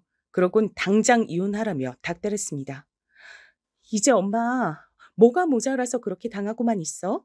돈도 벌고 충분히 독립할 수 있잖아. 난 엄마가 거기서 그런 취급받는 거 더는 못 보겠어. 딸아이의 그런 말에도 그리고 저도 여기서 더는 살아선 안 되겠다 생각했지만 선뜻 이혼이 마음대로 되진 않더라고요. 그리고 그날 이후 남편이나 시어머니가 저를 덜 괴롭힌 것도 있었고 말이죠. 게다가 제가 일이 너무 바빠서 그런 것에 정신을 쏟을 여력이 없긴 했습니다. 남편과 시어머니는 제가 얼마나 버는지 잘 모르는 것 같았어요. 사실 그쯤까진 식당이 바쁘긴 했지만 엄청나게 장사가 잘 되는 건 아니었거든요. 그냥 동네에서 맛집이라고 소문이 조금 난 정도? 그래서 남편과 시어머니는 제가 바쁘다고 하면 매일 이렇게 말했습니다. 그거 얼마나 본다고 그렇게 바빠? 하여간 쓸데없는 짓 하는 데 뭐가 있어. 냅둬라. 주제에 뭐 한다고 유세 떨라 그러나 본데 요즘 자영업이 얼마나 망하니 망하는데 얼마 못 가. 사실상 거의 악담 수준이었습니다. 망하라고 고사만 안 지냈지 말이에요. 그러던 어느 날이었어요. 친정어머니가 다시 몸이 안 좋아지셨거든요. 이번엔 척추가 아니라 심장 쪽 문제였는데 수술로 뭔가를 넣지 않으면 오래 살지도 못하고 살더라도 굉장히 힘드실 거란 얘기를 들으셨다고 하더군요. 엄마는 그걸 또 저에게 얘기하지 않았습니다. 알고 봤더니 그 수술 비용이 만만치 않더라고요. 엄마 딸 이제 돈 벌어. 그렇게 미안해하지 않아도 돼. 식당 일 하면서 그렇게 힘들게 번 돈을 어떻게 이렇게 함부로 쓰나. 엄마 아픈데 보태는 게 함부로 쓰는 거야? 무슨 말을 그렇게 해. 엄마의 그 말에 마음이 너무 아파서 울었던 기억이 있네요. 이번엔 수술비를 전액 제 돈으로 냈습니다. 남편에게도 따로 말하지 않았고 말이죠. 물론 모아둔 돈 거의 다 써야 했지만 그 어떤 금액도 엄마가 아프지만 않다면 낼 수 있었어요. 그렇게 수술이 끝나고 며칠이 지난 어느 날이었습니다. 엄마 병원에 들고 갈 죽과 반찬들을 싸서 나가는데 남편이 절 잡더라고요. 장모님 심장 수술하셨어? 그걸 어떻게 알았어? 어떻게 알았는지 중요한 거 아니고 왜 말 안 했어? 전에 엄마 척추 수술할 때 일이 생각나서 아예 얘기하지 않은 거였거든요. 뭐 얘기한다고 해서 걱정을 하거나 뭘 해줄 사람도 아니었고 말이죠. 그래서 그냥 얘기하지 않은 건데 남편은 다른 부분에 꽂힌 듯 했어요. 수술비 어떻게 했어? 들어보니 심장 수술이 한두 푼이 아니라던데. 그게 왜 궁금한데? 장모님이 그 돈이 있을 리 없고 당신이나 희은이 돈 받은 거 아니고? 그렇다고 한들 그게 뭔 상관이야? 당신한테 달라고 한 것도 아닌데. 나랑 왜 상관이 없어? 당신 돈이면 그건 공동재산이니까 나한테도 논의해야 있고 희은이 돈이면 대체 언제까지 자식한테 손 벌려가며 병치래야 하는데 그것도 지 부모 아니고 왜 할머니를. 결국 돈 얘기더군요. 제가 어이가 없어서 말했습니다. 내가 번 돈인데 그게 왜 공동재산이야? 그럼 나는 내가 번 돈인데 당신한테 생활비 왜 줬어? 그걸 생활비 줬다고 할 수 있어? 말 그대로 최소한 먹고 자고 할 비용을 준 거지. 가스비, 전기세, 그리고 장 보는 비용 등등. 정말 생활에 필요한 금액 말고 10원 한 장 당신이 나한테 돈을 더 준 적이 있어? 매달 어디에 얼마 썼는지도 보고받았잖아. 남편은 그 말에 입을 다물더군요. 할 말이 없었겠죠. 하지만 그 뻔뻔함은 상상을 초월했습니다. 그럼 당신도 나한테 생활비 줘. 그럼 네가 살림도 해. 너무 화가 나서 버럭 소리를 질렀어요. 지금 무슨 말도 안 되는 소리를 하나 싶더라고요. 당신이 살림 살고 요리하고 다 해. 그러면 내가 생활비 줄 테니까. 대신 매달 어디에 얼마 썼는지 나한테 꼭 보고하고. 그랬더니 할 말이 없는지 입을 삐죽거리더군요. 어디서 말도 안 되는 소리를 하고 있어. 남자랑 여자랑 같아? 뭐가 다른데? 그리고 그래서 당신이 여태 나 그렇게 취급하면서 살았잖아. 왜? 그걸로는 아직 부족해? 그렇게 또 한바탕 난리가 나며 그 일이 지나갔습니다. 아니, 저는 아무리 뻔뻔해도 본인 입으로 저런 소리를 할 줄은 몰랐거든요. 척추 수술 때 늙은이 그렇게 더 살아서 뭐하냐고 그렇게 막말을 하던 사람이 제가 그걸 다 얘기하겠냐고요. 그때부터 저는 이혼을 하기로 마음을 먹고 여기저기 상담을 다녔습니다. 물론 딸아이의 도움을 받아서 말이죠. 저는 사실 사위나 사돈댁이 어떻게 생각할까 싶어서 더 못한 것도 있었거든요. 겉으론 괜찮다, 상관없다고 해도 속으론 무슨 생각들을 할지 사실 모르는 일이잖아요. 그런데 사위는 진심으로 저의 그런 선택을 응원해줬습니다. 저는 어머님의 선택을 정말 응원하고 존중합니다. 그동안 아버님이 어머님한테 하시는 행동들을 보면서 옳지 않다고 생각했던 적도 많고, 그리고 새로운 인생을 시작하시기에 나이가 무슨 상관 있겠어요. 저희 집에서도 그런 건 전혀 개의치 않아들 하시니 너무 걱정 마세요. 그 말에 굉장히 용기를 많이 받긴 했어요. 고맙기도 했고 말이죠. 그렇게 저는 남편과 한참 이혼 준비 중이었습니다. 물론 남편은 몰랐고 말이죠. 남편은 제가 그동안 계속 참으며 살았고 최근에 이렇게 장사하고 제가 밥벌이를 하면서도 별 다른 행동을 하지 않으니 그냥 이렇게 살겠다고 생각하는 모양이었어요. 그러니 저에게 계속 막대할 수 있었던 거겠죠. 그러던 어느 날이었습니다. 여느 날처럼 시어머니가 절 부르셨어요. 보나마나 반찬 같은 것들을 해달라고 한다거나 심부름이었을 거라 가지 않을까도 생각했지만 그마저도 얼마 남지 않았다는 생각으로 시어머니 집에 갔었습니다. 물론 제 예상처럼 음식을 해달라, 청소해달라 그런 얘기를 하기 위해 부른 건 맞았어요. 그런데 시어머니의 모습이 평소와는 달라 보이긴 했습니다. 어디 안 좋으세요? 시어머니는 한눈으로 봐도 어딘가 아파 보이는 사람의 모습을 하고 있긴 했어요. 제가 그렇게 묻자 아픈 몸을 하고도 저에게만큼은 지고 싶지 않은 건지 아니면 자신이 늙고 아프다는 걸 저에게 보여주는 게 자존심이 상했던 건지 어떤 건지 눈을 부릅뜨고 째려보더라고요. 정말 대단하신 분이죠? 그냥 감기가 좀 걸렸을 뿐이다. 시애미가 뭐 해달라 하면 그냥 군말 없이 해주는 거지. 뭐 입을 그렇게 많이 대? 아프냐 한마디 물었을 뿐인데 그렇게 나오는 사람이 저희 시어머니셨어요. 저도 그래서 더는 묻지 않았습니다. 그냥 해달라는 거 해드리고 나왔어요. 마지막이라고 생각하니까 별로 그다지 화도 나지 않더라고요. 그리고 며칠이나 지났을까요? 가게에서 일을 하고 있는데 남편에게서 다급하게 전화가 왔습니다. 병원이라더군요. 그래서 일을 직원들에게 맡기고 병원으로 달려갔어요. 시어머니가 쓰러지셔서 입원하셨더라고요. 원래 신장 쪽이 안 좋았었는데 요즘 들어 심해지셨던 모양이야. 그래서 투석을 받아야 한다네. 남편이 그렇게 말을 하는데도 제가 무감각한 얼굴로 남편을 가만히 바라봤거든요. 남편이 말을 이었습니다. 일단 급한 대로 내가 병원비는 다 냈어. 뭐 병원비 낸 거 두고 뭐라고 할 생각도 없었어요. 저희 엄마한텐 늙어서 그렇게 병원에 돈 들여가며 살아선 뭐하나 하더니 자기 엄마 아프니까 한 번에 망설임 없이 그렇게 병원비를 낸 게 웃기긴 했지만 말입니다. 하지만 남편이 그 뒤로 한 말에는 정말 참을 수가 없었어요.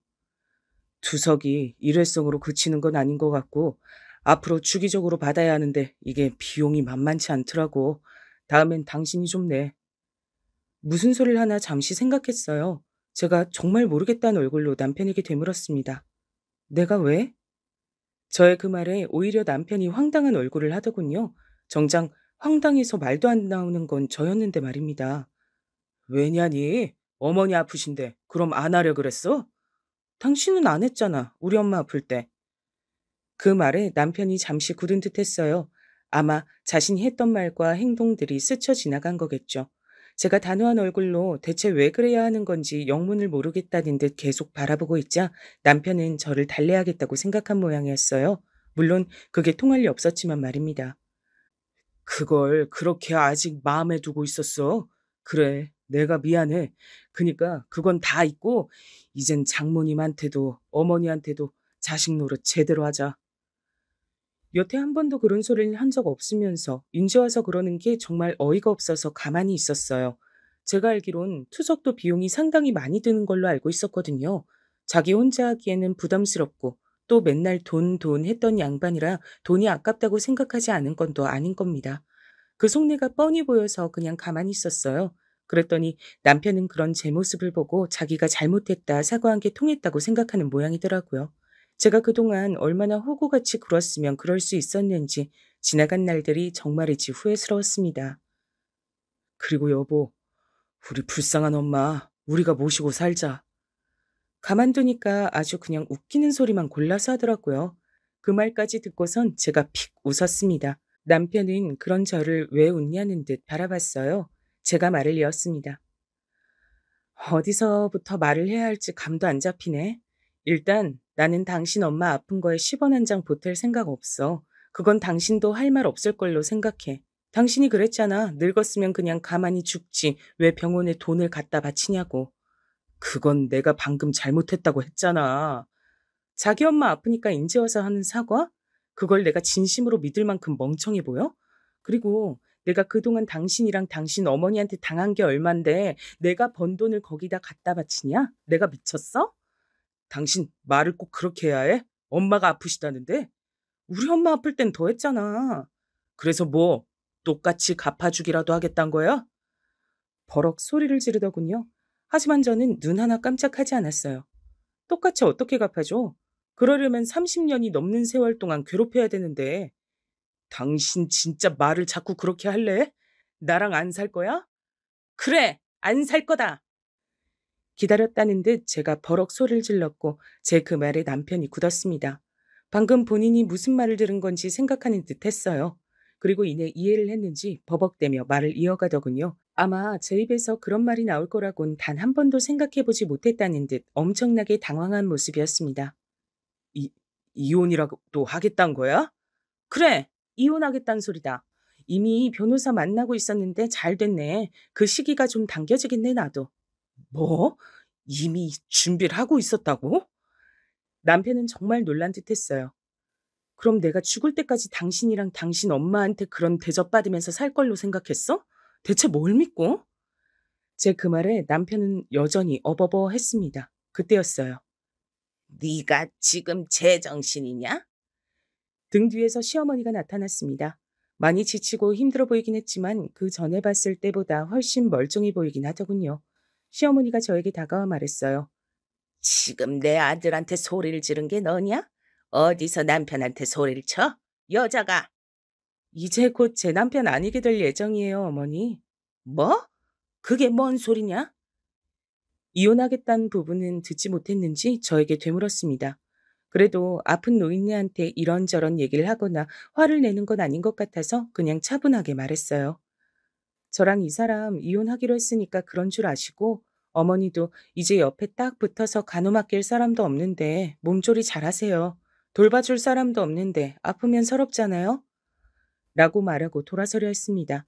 시어머니가 제 뒤통수를 한 대 퍽 하고 치더군요. 아픈 양반이 힘도 참 좋아요. 진짜 아팠거든요. 제가 놀라서 뒤를 돌아봤습니다. 시어머니의 표정은 네가 어디서 감히 그런 소리를 하는 얼굴이었어요. 지금 그게 아픈 시애미한테 할 말이냐? 그리고 여자가 어디서 먼저 이혼 얘기를 꺼내? 네가 한다고 해주면 다 해줄 성 싶으냐? 이제 돈 좀 번다고 이게 서방 무서운 줄 모르고 네가 지금 미쳤지? 그렇게 소리를 지르시는 걸 보니 기력이 다 돌아오신 듯 보였지만 그래도 병원에서 큰 소리를 내는 건 실례잖아요. 그래서 흥분하지 않고 차분하게 얘기했어요. 이미 변호사 만나서 이혼 준비 중이고요. 만약에 저 사람이 안 해준다고 하면 소송까지 갈 생각입니다. 여태 저 사람이나 어머님이 저한테 하신 것들 다행히 휴대폰이나 그런 것들에 남아있는 게 많아서 소송하면 무조건 제가 이긴다고 하더라고요. 그리고 방금 때리신 거 아마 문제 삼으려면 삼을 수 있겠죠. 어머님이 무슨 소리를 어떻게 하셔도 전 이혼하고 이제 어머니 며느리 아니니까 막대하지 마세요. 그렇게 말하고 돌아섰습니다. 아니, 저게, 저게, 어머니! 뒤에서 어머님이 쓰러지시는 듯한 소리가 들려왔지만 돌아보지 않았어요. 이내 잠잠해진 걸 봐서 그마저도 쉬운 것 같았습니다. 그렇게 집으로 돌아와 짐을 챙겼어요. 이 집에 있는 것들은 최소한으로 챙겨 나오고 싶었습니다. 여기서의 기억들을 다 털어내고 새롭게 시작하고 싶은 마음이 컸거든요. 집을 나오고 미리 알아봤던 것처럼 옮겼어요. 사실 전부터 옮기려고 알아본 집이 있었거든요. 딸아이는 본인이 사주겠다고 했지만 전 그것도 부담이 된다고 혼자 천천히 하나하나 넓혀가고 싶다고 작은 집 하나를 월세로 얻어뒀습니다. 그리고 잠시 후 제가 집을 나갔다는 걸 알게 된 남편에게 전화가 왔지만 받지 않았습니다. 그 다음엔 문자가 왔지만 읽지도 않았어요. 잠시 뒤 딸아이에게 전화가 왔습니다. 저와 연락이 되지 않자 남편이 딸아이에게 전화한 모양이더라고요. 전화를 받자마자 딸아이가 밝은 목소리로 말했어요. 엄마, 집 나왔다며? 잘했어. 세상 어떤 딸이 엄마가 집을 나왔다는데 잘했다고 하는지 원. 그 현실이 씁쓸해서 웃었습니다. 네 아빠가 전화했댄? 엄마 어딨냐고. 그래서 모르고 알아도 아빠한텐 알려드릴 생각 없으니까 나한테 묻지 말라 그랬어. 그렇게 집을 나온 뒤 본격적인 이혼 절차가 진행됐습니다. 남편은 당연히 합의하지 않았어요. 그래서 소송으로 갔습니다. 그 사이에 협박도 하고 빌어도 보고 저에게 할 수 있는 건 다 하는 듯 보였지만 전 하나도 받아주지 않았죠. 그리고 소송이 남편에게 완전히 불리하게 돌아갔고 남편도 그걸 인정하던 어느 날이었습니다. 어머니가 당신 한번 보고 싶대. 시어머니가 저를 보고 싶다고 했다더군요. 뭐 마지막 인사라도 해야겠다 생각했습니다. 그때 병원에서 본 모습이 마지막인데 제대로 인사도 안 했잖아요. 어쩌면 이제 살아생전엔 평생 볼 일도 없을 수 있으니 그냥 인사나 하러 가야겠다 하는 마음으로 찾아갔어요. 그간 미안했다. 그러니 그만하거라. 예상을 아예 하지 않은 건 아니었어요. 건너듣기론 병간호해주는 간병인들도 하나같이 마음에 안 든다며 잘라냈고 음식도 워낙 까탈스럽게 굽는 바람에 스스로 그만둔 분들도 많았다고 들었거든요. 본인이 불편한 게 많아지고 힘이 드니 미안하다 사과를 할 거란 걸 이미 알고 있었습니다. 어머니, 저는 어머니 사과 한마디로 물러설 거였음 시작도 안 했어요. 이건 제가 한두 번 당한 걸로 내린 결정이 아니에요. 수십 년간 쌓여온 겁니다. 그러니까 사과한답시고 해결될 일도 아니죠. 전 어머니 며느리로 살 생각이 죽어서도 없어요. 그러니 포기하시고 어머니도 불편하면 불편한 대로 사세요. 평생 며느리 부려먹으며 편하게 사셨으면 이젠 좀 그래도 돼요. 제 말에 뭐라 하는 시어머니를 그대로 두고 사온 과일을 두고 나왔어요. 잘 지내시란 인사를 하고 말이죠. 위자료나 재산 분할은 많이 받지 않는 걸로 최종 합의했습니다. 아마 시어머니 병원비에 돈이 많이 들 거예요. 그걸 알고 있었기 때문에 더 받지 않았죠. 남편도 그 조건으로 더 시끄럽게 굴지 않고 합의를 해준 거고요. 그렇게 다 정리했습니다. 저는 이제 장사를 하면서 혼자 살고 있어요. 장사 규모가 점점 더 커지고 제가 마련한 살림살이들이 늘어나고 요즘은 그 재미로 하루하루를 즐겁게 보내고 있습니다. 물론 남편은 까탈스러운 시어머니 때문에 고생이 많은 듯 했지만요. 이제 제 마음의 반의 반이라도 알지 모르겠네요. 늦었다고 생각했지만 그런 게 아니었더라고요. 지금 돌이켜보니 그렇습니다. 그때 그런 결정을 내리지 않았으면 지금 전 시어머니 병간호나 하며 또 하루하루를 힘들고 우울하게 살아내고 있었겠죠. 생각만 해도 끔찍하네요. 긴 얘기 들어주셔서 감사합니다. 세상에는 그냥 막대해도 되는 사람은 없는 것 같아요.